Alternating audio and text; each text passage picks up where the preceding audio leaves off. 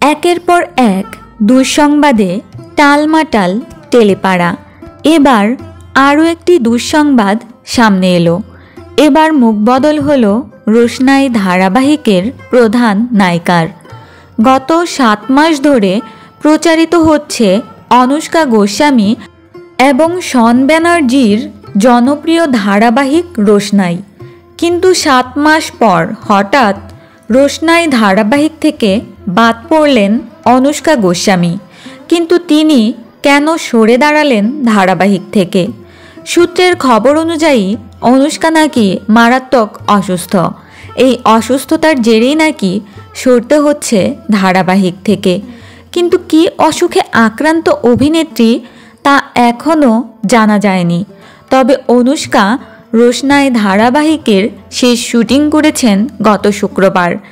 এরপর থেকেই নাকি বন্ধ রয়েছে রোশনাই ধারাবাহিকের শুটিং।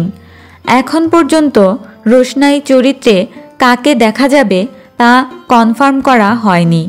এই চরিত্রের জন্য নতুন অভিনেত্রীর খোঁজে পুরো ইউনিট।